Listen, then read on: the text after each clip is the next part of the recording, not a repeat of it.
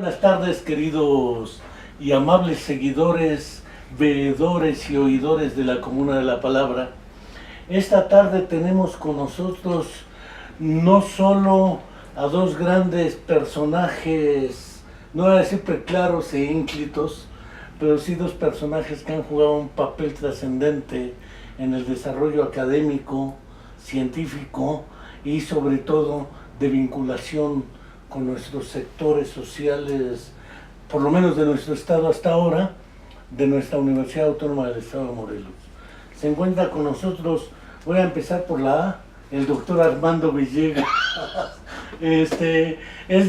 Bueno, como no estamos en la web, no voy a leer su currículum. El doctor Armando Villegas, filósofo seguramente, y algo más. Buenas tardes, doctor. Hola, Enrique, buenas tardes, gracias por la invitación aquí a la Comuna. Y al doctor Iván Martínez Dunker, popularmente conocido en nuestra universidad por andar que es que de investigador de estudios de genética para identificación de cuerpos que han tirado como basura, o dijera alguno de nuestros directores de unidades, han basurizado a los seres humanos. Y creo que el doctor Iván Martínez Dunker y un poco de su experiencia trataron de rehumanizar y recuperar eso que quisieron mandar al olvido, ocultado como basura, y que él y un equipo de trabajo, gracias a la política de la UAM, trataron de recuperar sus nombres y su historia. Buenas tardes, doctor Iván. Buenas tardes, muchas gracias. Un gusto estar contigo, con Armando y con todos ustedes.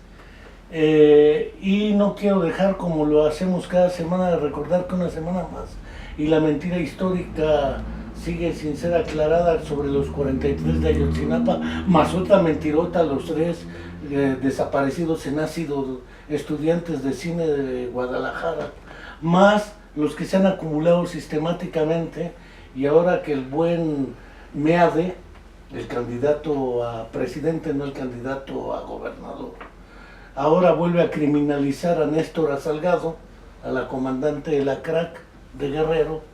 Y naturalmente no quiero dejar de recordar que una semana más y seguimos esperando a Viridiana, nuestra alumna de la Facultad de Psicología, que hasta ahora tampoco se encuentran y su familia la sigue esperando. Pero regresando con nuestros queridos invitados, el día de hoy nos proponemos tratar un asunto en tres niveles de análisis: el desarrollo académico y científico vinculado a los problemas sociales, porque ha sido un debate que acabo de leer en una afirmación que hizo el doctor Alejandro Vera, candidato a gobernador. Decía que en realidad quienes tienen los conocimientos para resolver y atender los problemas nacionales son los universitarios. Y el primero que pensé fue en Lula, porque no tenía ni la primaria terminada. Y cuando recibe la boleta de presidente de Brasil, llorando dice: este es el primer título que tengo, presidente de Brasil.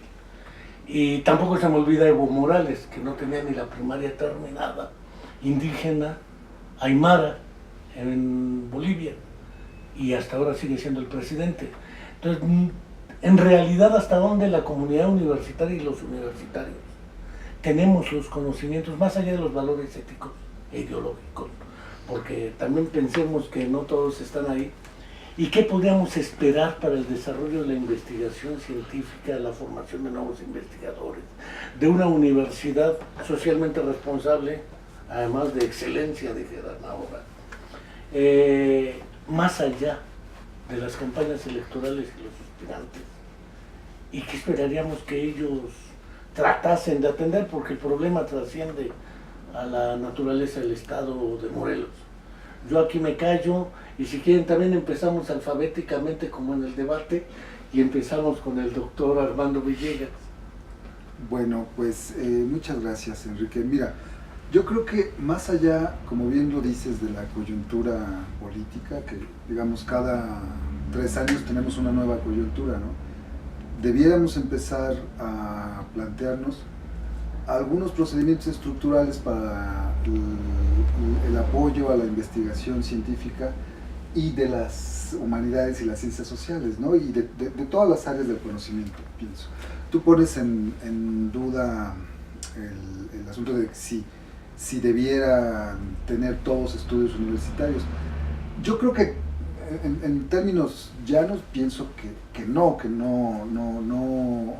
no es uno menos ignorante o más ignorante si ha leído, por ejemplo, ese libro que tienes ahí de Marx, o si ha leído a tal o cual.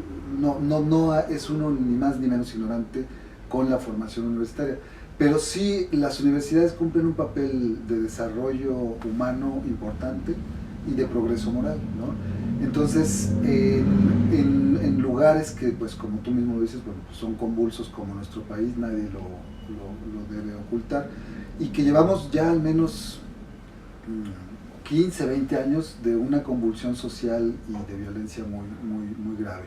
Entonces, en ese sentido, yo creo que las humanidades, las ciencias sociales, la investigación que se llama dura, o de las ciencias naturales, o de la física, es muy importante, sobre todo porque le cambia las perspectivas a los jóvenes que pues se ven interpelados por la institución, y que piensan o creen con justificada razón, a veces más, a veces menos, que ahí tienen una solución a esa problemática que están viviendo en lo cotidiano y en lo inmediato. Entonces, yo creo que no es un problema de coyuntura, no creo que sea un problema de un gobierno en específico, creo que es una lógica de un Estado nacional que debe plantearse a largo plazo el desarrollo de estas actividades. No lo va a resolver un gobierno, un partido, lo va a resolver la sociedad, lo va a resolver la institución universitaria, planteándose metas muy precisas de desarrollo y en áreas muy específicas que tengan una pertinencia social muy importante. Y eso no lo logras, digamos, solamente con ampliar el espectro en donde la universidad tiene su influencia, sino que también lo logras recuperando el saber de la gente, las cosas que sabe hacer la gente, y reconociendo que ahí hay un procedimiento, una técnica que debe ser reconocida también igual que la de la universidad, ¿no? Hace poco hablábamos con Iván que conocemos la experiencia de la Universidad de la Tierra, ¿no? Sí, en Chiapas, que son en Chiapas y en Oaxaca, que bueno, pues que no son propiamente saberes universitarios, sino que son saberes de la gente y que la propia comunidad reconoce como tales. Entonces tenemos que actuar como en dos vertientes. Por un lado, no pensar que la cultura universitaria es la panacea que va a resolver todos los problemas, pero tampoco agredir con el control del presupuesto a la universidad, porque bien es cierto que es un motor que hace mover a muchos, y todavía hace mover a miles de estudiantes. Piensan que ahí hay una solución con justificada razón. A veces no tanto, a veces más, a veces menos. Doctor. Pues considero que la universidad pública sí es efectivamente uno de los sectores en donde reside la posibilidad, a partir de los conocimientos que se tienen, las experiencias que se tienen, pues de transformar la realidad compleja en la que todos vivimos, ¿no? Siempre creo que sentimos y creemos que la universidad, pues, es un espacio privilegiado, ¿no? Donde se gozan, podríamos decir, no de libertades absolutas, ¿no? Eso nos queda claro, pero sí pudiéramos decir de libertades más amplias de las que desafortunadamente existen en otro tipo de estructuras en la sociedad, y ello pues nos permite hacer propuestas y nos permite tener un pensamiento que puede fluir hacia la generación de estas propuestas y a concretar acciones para transformar la sociedad. Desafortunadamente creo que sí tenemos un problema importante para articular el talento que tenemos en las universidades públicas. Yo creo que en general hay mucho talento, mucho expertise en México, de intelectuales que no están en las universidades, de creadores que no particularmente están en las universidades, de la gente que tiene conocimientos en las propias comunidades, ¿no?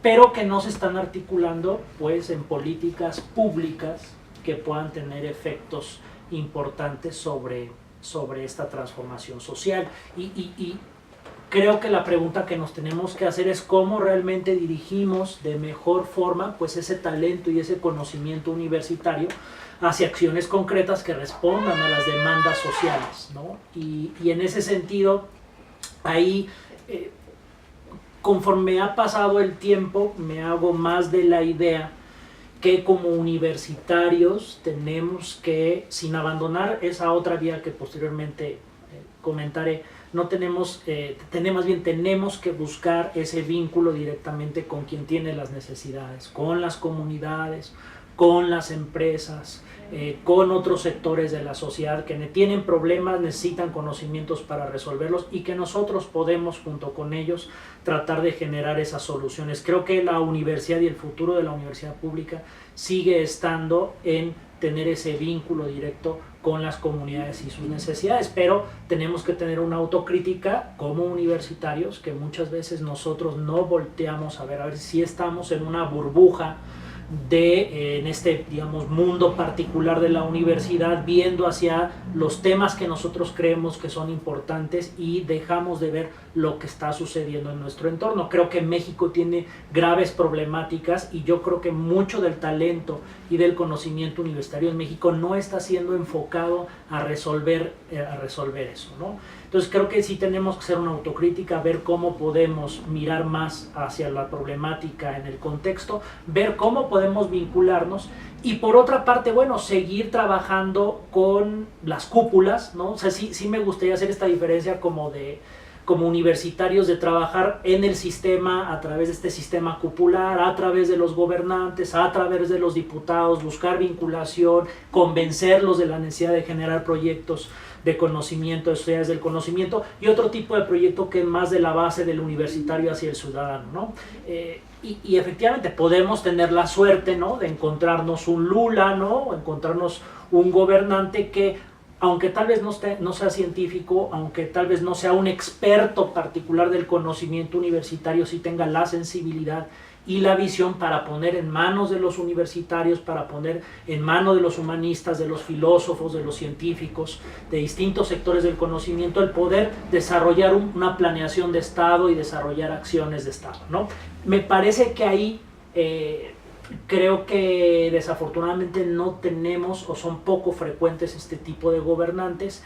Y aunque desarrollemos nosotros propuestas y las hagamos llegar, a veces no pueden permear. Entonces yo creo que tiene que haber también pues una autocrítica de qué tipo de políticos estamos eligiendo, qué tipo de políticos estamos también promoviendo desde las propias comunidades del conocimiento para transformar esto y que realmente pues el talento pueda fluir. Creo que el problema de articular el conocimiento universitario con los problemas sociales es multifactorial, va más allá de lo que ahorita he comentado, pero al menos estos dos elementos me parecen importantes considerar. A ver, va a ser muy provocador lo que voy a plantear, ¿eh? Qué raro eres, qué raro. Porque en principio, después de José López Portillo, casi todos los presidentes de la República han tenido grado de doctor, exceptuando los tres últimos, Calderón, Fox y Peña Nieto. Todos los demás han sido doctores. Todos los secretarios de Hacienda y de Economía han sido personajes con grado de doctor, y muchos de ellos fuera de México. Es decir, no puedo argumentar que quienes han dirigido el país de José López Portillo para acá, exceptuando a José López Portillo, empezando con Miguel de la Madrid Hurtado, hasta prácticamente Ernesto Zedillo Ponce de León, ha sido puro doctor, y de Economía y Hacienda han sido puro doctor. Es decir, no voy a decir que lo doctor no quita lo tarugo, pero sí voy a decir que el problema no es suficiente en esos términos. El segundo, alguna vez lo discutía con René Santoveña cuando todavía era rector. ¿Cuántas tesis de grado, de maestría, doctorado y de licenciatura han producido las universidades de ese tiempo para acá?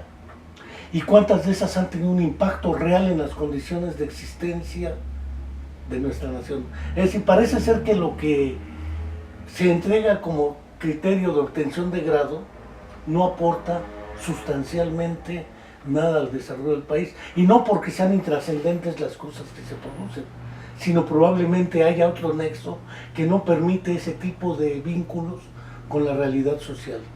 Y el tercer punto que me parece fundamental es que efectivamente, además de saberes, de técnicas, porque hay una vieja escisión tramposa, según mi opinión, entre ciencias humanas y ciencias naturales, o el sueño positivista de Comte de para hacer ciencia hay que utilizar el método experimental, si no, no hay ciencia. Pero fuera de ello, en realidad, ¿qué necesitan las universidades y los universitarios para aportar a esto? Porque además, muy legítimamente, desde que yo era estudiante, y hablo de la década de los 70 del siglo pasado, pero desde antes ya existía la idea peregrina, pero legítima, de que era una herramienta para trascender económica y socialmente entre los que estudian y los que no estudian. El que estudia se defiende debe ganar más que el que no estudia. Entonces parece ser que la vida universitaria ha tenido esos vericuetos en términos de cuáles son sus alcances personales, científico-culturales y sociales en sentido amplio, porque pues han sido los doctores los que han metido al país donde está. Y no creo que sea por no saber. Creo que han sido otras las razones. Pero sí, bueno, en mi opinión ahí hay varias cosas que son muy complejas y que habría que analizar muy singularmente los periodos, el tipo de contexto que les tocó. A este contexto coincide con el impulso de formación de doctores de CONACYT, por ejemplo, ¿no? sí, Que antes era muy raro encontrarse un doctor en las universidades. Las tesis, al menos en el área de humanidades o filosofía, tardaban un montón en salir. Una tesis de licenciatura, ¿no? Entonces, un poco esta exigencia de los doctorados tiene una historia que empieza en el 72, 73, cuando se crea el Consejo Nacional de Ciencia y Tecnología, y que México empieza a competir con otros países en materia de formación de expertos, ¿no? Que ese es otro tema, la cuestión de experto en una cosa, pero neófito en lo demás. exacto. Entonces, creo que ahí hay una cuestión que tampoco es que todo saber tenga que ser inmediatamente útil. Es decir, porque la ciencia básica, tal y como la entiendo, pues no es útil inmediatamente, ¿no? No sé, estudiar el concepto de forma en el pensamiento de Aristóteles, pues no creo que tenga un efecto inmediato, pero es bien importante, y voy a tratar de argumentar por qué. Porque esos estudios son básicos, o sea, de ahí uno puede tratar de impulsar transformaciones con lo que se llama ciencia aplicada o políticas públicas. En general, las academias, al menos las de ciencias sociales, sí impulsan políticas públicas, es decir, cuando hay leyes controversiales en un congreso, en un ayuntamiento, etcétera, etcétera, llaman a los expertos en ciencias sociales o en humanidades a hablar hacen foros, por ejemplo, para un poco allegarse de ideas sobre ese asunto. Entonces, primero, la cuestión de los doctorados hay que verlo en una dimensión más histórica, en donde México empezó, me parece, muy marcadamente a competir con Brasil en la formación de expertos con el grado de doctor, ¿no? Y eso vino emparejado de una serie de cuestiones económicas, por ejemplo, la fundación del sistema de becas. Eso por un lado. Y ahí, por supuesto, diríamos, bueno, pues sí, hay doctores de todo tipo, pero quizá para las cuestiones sociales no se necesita tanto una expertise, sino una sensibilidad, ¿no? Que bueno, tú mismo has dicho, Evo Morales, a lo mejor Lula, no fueron expertos y son gobernantes, como quiera que sea y como quiera que uno esté de acuerdo o no con sus políticas. Entonces siempre el análisis debe ser muy singular y contextual en ese tipo de cosas. Pero eso no quiere decir que los doctores que formamos sean inútiles, ¿no? Yo pienso que el sistema de becas debe reforzarse, el Estado debe seguir apoyando a través de las becas a las universidades para formar doctores, porque la sociedad también necesita de especialistas.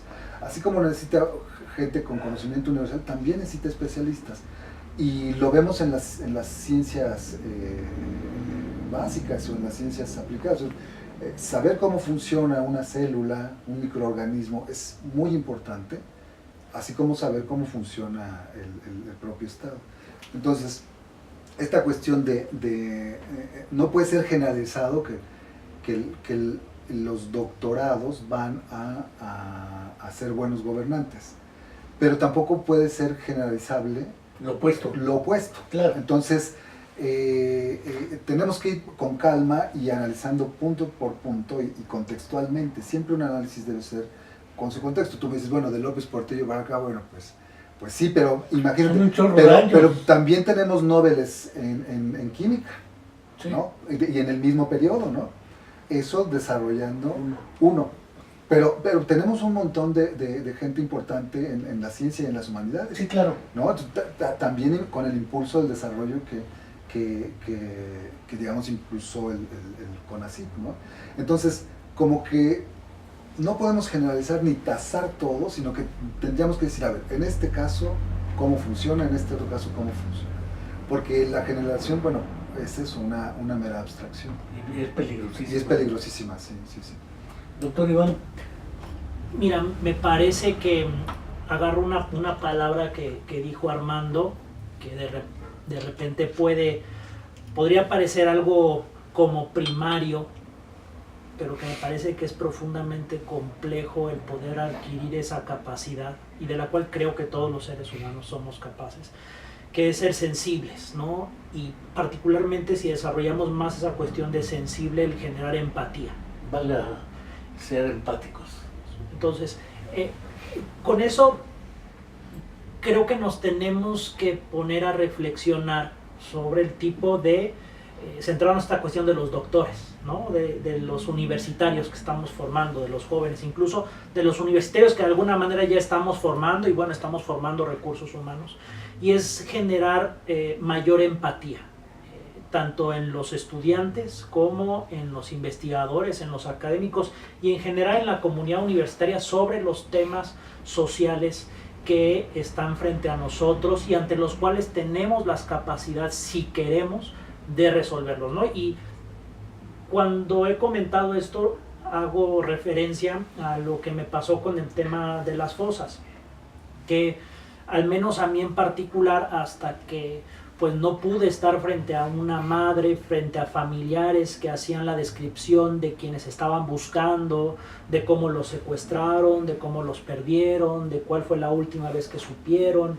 y ver esa angustia, ¿no? que han ido acarreando, pues se genera esa empatía, y es una sensación que te convoca a intentar resolver con las capacidades que tienes algo, ¿no? Algo que probablemente si no hubieras estado enfrentado a esa realidad de persona a persona, probablemente no la hubieras atendido de forma individual o propuesta por tu propia voluntad, simplemente por las inercias que tenemos y a veces por la falta de empatía.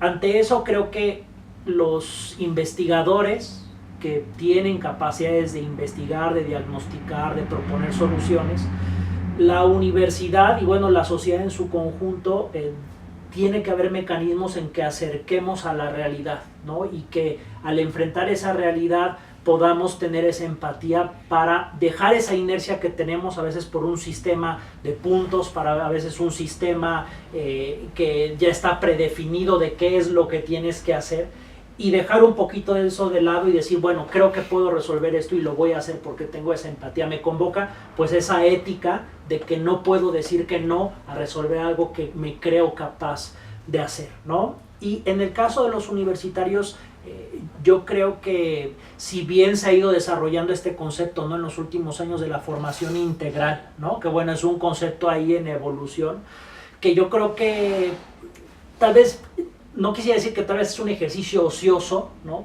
pero recurrentemente decimos que tendríamos que enseñar más filosofía, tendríamos que generar más capacidad de reflexión, aunque vaya yo a ser un químico o un físico que vaya a ser ciencia básica, ¿no?, que no vaya a tener una aplicación incluso social inmediata. Sí necesitamos fortalecer, creo, los programas educativos con una mayor capacidad humana para generar esa empatía. creo que es un trabajo que es arduo, que claro, uno quisiera que no empezara uno a buscar ese fortalecimiento en la universidad, sino pues regresar, ¿no?, a la primaria, regresar a las comunidades, a las propias familias, y entonces el generar esta capacidad de sensibilizar a las personas para que volteen al vecino, al de junto, incluso a veces en los centros de investigación, ni siquiera volteamos a ver al investigador que está junto, qué está haciendo, estamos nosotros en nuestra ruta, en un individualismo, y yo creo que eso nos aleja de una realidad colectiva que creo es la que puede responder, ¿no? Entonces tendríamos que empezar a ver si eso es posible, ¿no? Si es que tenemos los fundamentos, si es que pues ya con un rezago educativo y formativo que tenemos en las generaciones que llegan a la universidad, si es posible rescatar eso, y yo creo que sí lo es, pero eso involucra algo más allá de este concepto de formación integral que como que quisiéramos estar metiendo con una cuña en los programas educativos. Creo que requiere de una reforma educativa, ¿no?, pero realmente radical en cuanto a cómo estamos integrando estos conocimientos, y que además va en el sentido también de cuáles son las nuevas disciplinas que estamos ofertando, no las disciplinas para el mercado, ¿no?, sino las disciplinas en otro sentido más hacia el desarrollo de competencias para resolver necesidades puntuales en la sociedad y con una visión más amplia. Entonces, pues creo que quisiera dejar pues en este segmento esa palabra de empatía que creo que es algo complejo y que creo que es algo incluso doloroso el generar esa empatía, que necesitas enfrentarte a la realidad de forma inmediata para hacerlo. Y creo que a veces esa universidad que yo decía, ¿no?, que de alguna manera nos forma un microambiente de protección, de libertades, ¿no?, incluso un mundo mejor al que nos rodea, a veces, si bien es muy bueno para el desarrollo de la academia y del pensamiento y de las libertades, creo que también genera paradójicamente un espacio que nos aísla de lo demás, y entonces somos universitarios y pensamos y reflexionamos dentro de la universidad, pero salimos y parece que ahí no sentimos como universitarios que tenemos un efecto, ¿no? Vemos más universitarios, creo, convocando a una transformación de la realidad en sus actividades profesionales, en la universidad, en lo que tienen que hacer, en sus obligaciones, pero afuera, como ciudadanos, tendríamos que preguntarnos si realmente nos estamos comportando como universitarios y si realmente estamos siendo críticos, así como lo somos en nuestro laboratorio, en nuestra oficina, en nuestro cubículo, frente a un libro, frente a un artículo. Si cuando salimos de la universidad y estamos en una comunidad de nuestra colonia, estamos siendo ese mismo tipo de universitario crítico y propositivo para transformar la realidad. A ver, ahora voy a invertir la lógica de la participación, porque voy a utilizar un terminejo bien clínico, la endogamia. Indudablemente se observa más endogamia en los posgrados que en los cursos de licenciatura de ingeniería. Es decir, parece ser que los profesionales o los de las materias profesionalizantes tienden a irse más rápido al empleo externo, mientras que los investigadores y los que estudian posgrados, el posgrado ya sin becas no vive, eso está clarísimo. No hay posgrado que sobreviva sin becarios, porque ¿de dónde van a pagar?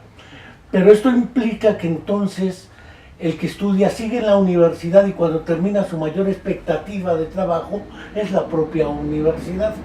Entonces parece ser que hay un proceso escindido entre la endogamia hacia los posgrados y la investigación y el trabajo exógeno, valga el terminejo, ¿sí?, para abogados, arquitectos, médicos, porque el impacto es más perceptible, más fenomenológicamente obvio en esa realidad social. Pero ahorita contestamos esto, ahora en el orden, doctor Iván y doctor Armando.